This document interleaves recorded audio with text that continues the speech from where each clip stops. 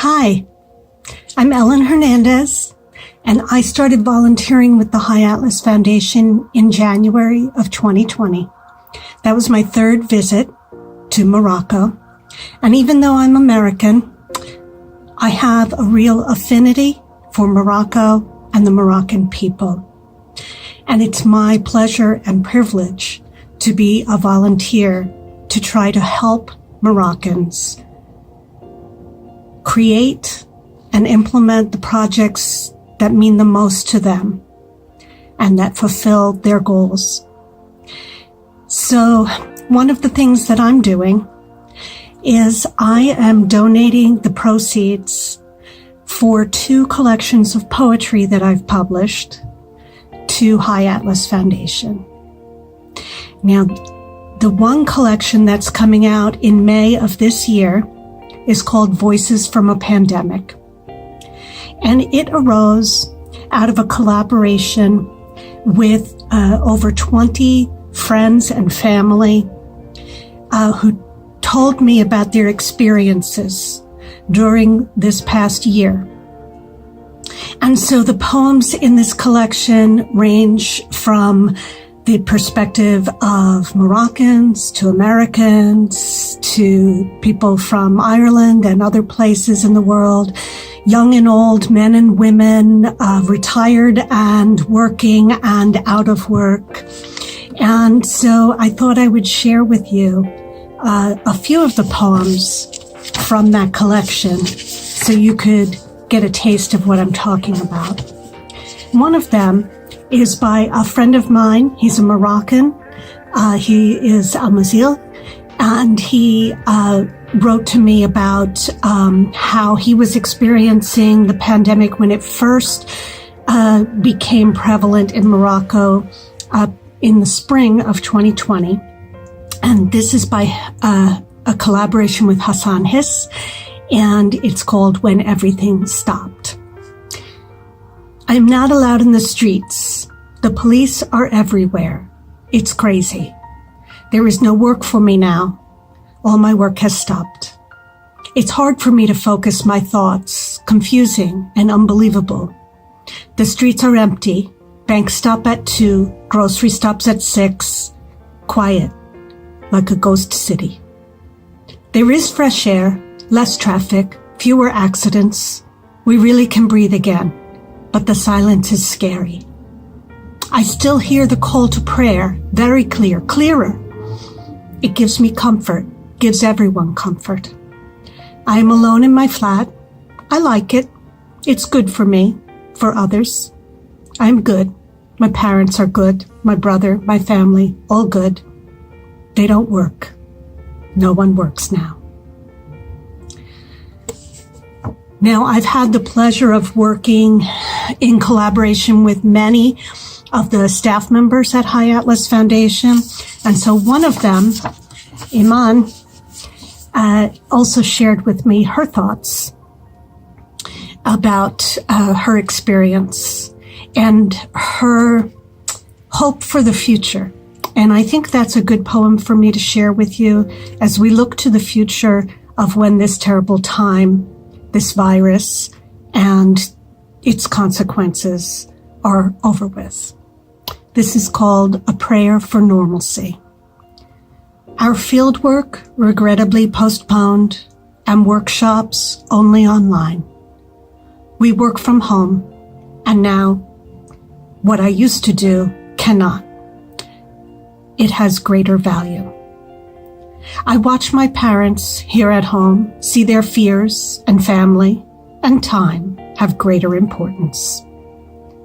Patiently I wait, sometimes bored, sometimes scared, but always hopeful. Life is very short, and every moment makes me grateful, looking forward to a time without stress, without sadness, with joy, with normalcy. And so, inshallah, we hope that we will reach that state of joy and normalcy again that Iman Khazin writes about and tells about, speaks about. Now, there is another book of poetry that I created called In Morocco, Rilat, Amriat, Amrikia, and that was written in 2018 when I had returned for my second visit to Morocco to live there and be a learner. The first time I was there as a tourist, the second time as a learner, and the third time as a volunteer. So this poetry book is also for sale through the same publisher, Finishing Line Press, and again, all authors' proceeds are being donated to charity through High Atlas Foundation. So if you've never been to Morocco, and you should go, I will tell you that it's a wonderful place to visit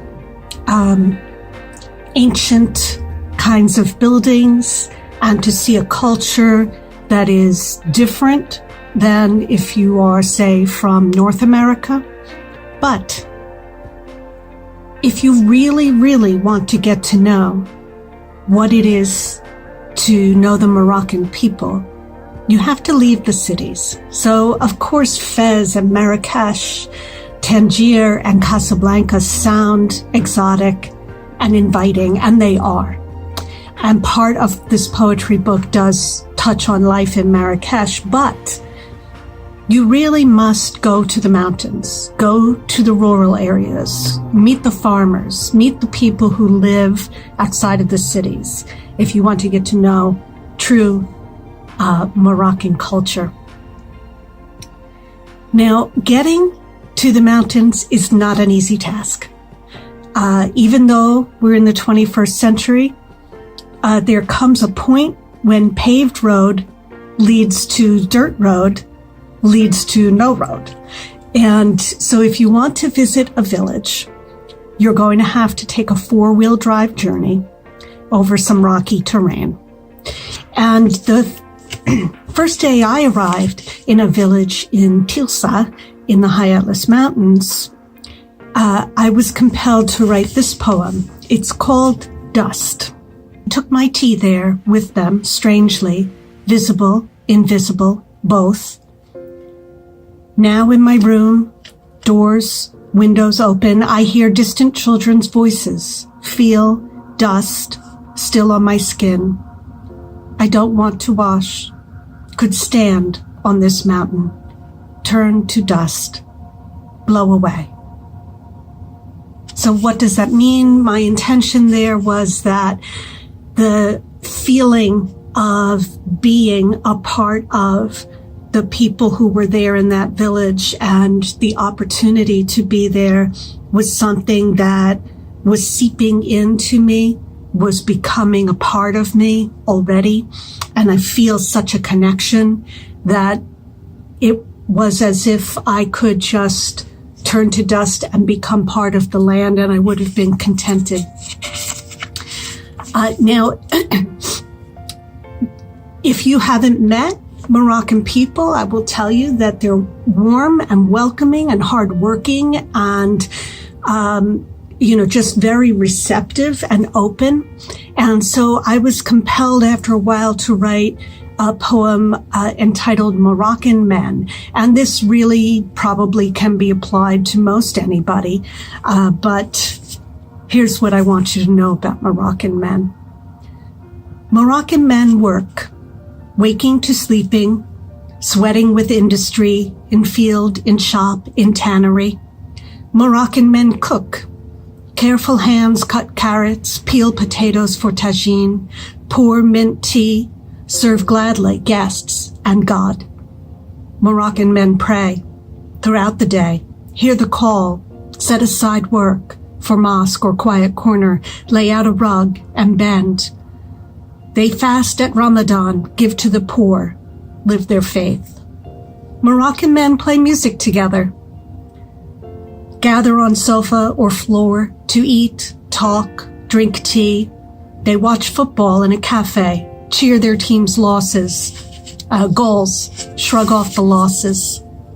Moroccan men speak with kindness, smile at children, love their own children with a tender hand, caress their faces. Moroccan men greet one another with salam, a hug, and kisses on the cheeks, put hand on heart to say goodbye. And I think that's a good place for me to stop and to remind you of how wonderful a privilege it is to know the Moroccan people and to be able to contribute to improving their lives in whatever way I can. And so please, if you will give to the High Atlas Foundation, either through a donation, the buying of a plant, the buying of a book whose proceeds will go to them, I invite you to grow with us.